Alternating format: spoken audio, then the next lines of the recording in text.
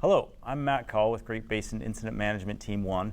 We're here on the Mount Hood National Forest on the Camp Creek fire. Today's your update for September 8th. We're at 1,940 acres and we're at 17% containment. I'm going to show you the map and a couple other different maps, because if you've watched any of these, you know I like maps. This is the big zoomed out map, so we can show you where we're at in comparison to everything else. Here's the 26 highway. We've got Sandy's over here, Brightwood's over here. This red blob is our fire, and then this is the Bull Run watershed area, and then this is the actual Bull Run reservoirs. So you kind of know where we're at. All these marks here are random, not random things, but all details for us to help us tactically put out the fire. So what are we doing today? Well, we're doing a lot of the same stuff and a little bit of new stuff. It's a little bit warm today, a little bit warmer and sunny, and we're going to use that to our advantage to clean up some of these lines. We've been waiting for a window in the weather. We've had a lot of rain, which has really been good in subsiding the fire behavior and kind of keeping it at bay, allowing us to get some time to get some line around it. Now we're going to use the warming to our advantage to burn out some of these edges and clean up the line. So I'll show you where that's going to happen first today. Hopefully, if we get the window today or tomorrow, you'll probably see a little bit more smoke coming up off the fire, and that's going to be up here in what we call Division Alpha along the 12 road. As you've probably seen, if you've been watching, all this black edge means that's contained fire, so that's where the 17% comes from. And then all the red edge is uncontained fire edge. So why can't we just go in and make it all black? Well, the terrain and the fuels here make it unpractical or not safe that our firefighters can go in and put that containment line. So we use what's there, a road.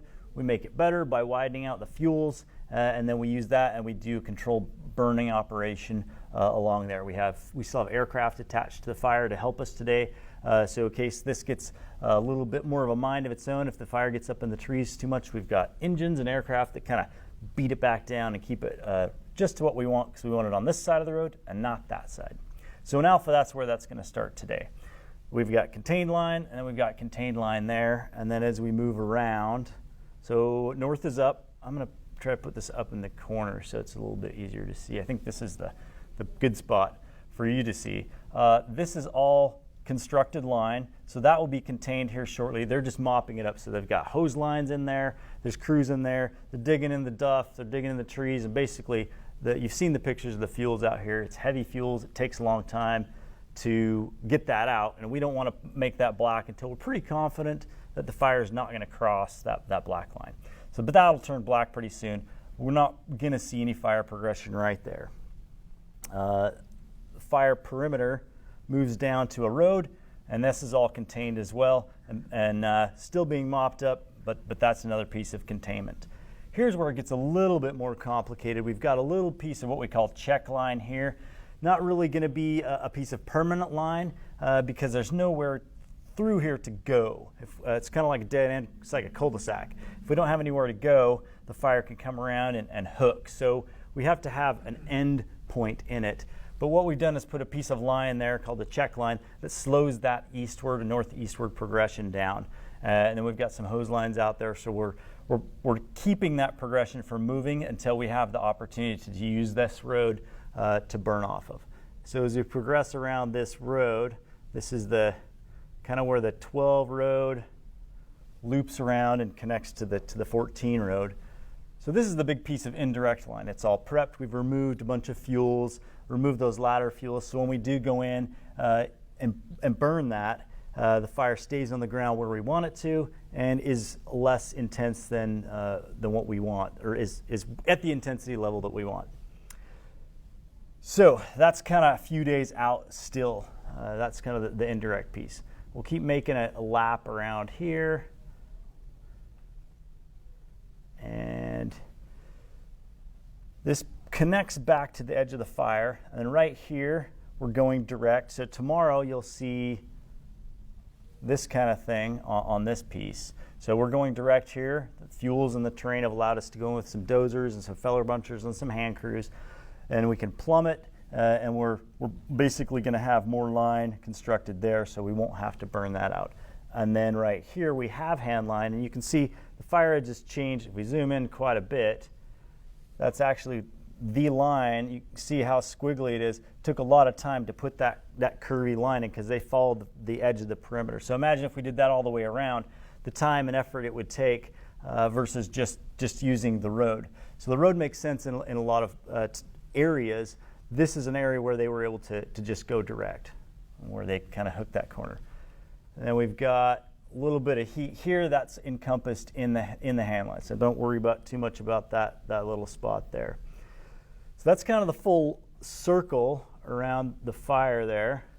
I'm going to zoom out so you can kind of see we've made the whole lap. Oh, there's one spot I haven't talked about. This critical spot here. We put this hand line in here a few days ago with the idea of burning this, but this is a couple hundred acres. It's not ideal, so we were able to go in there, mitigate some snag hazards, and put some hand line in.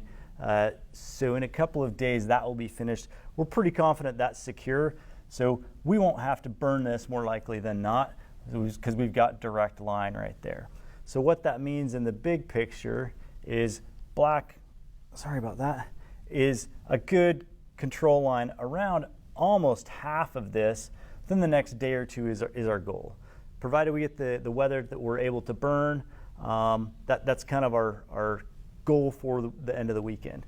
So I'm going to switch to the Google map so you can kind of see what that terrain looks like, and because I think it's really cool.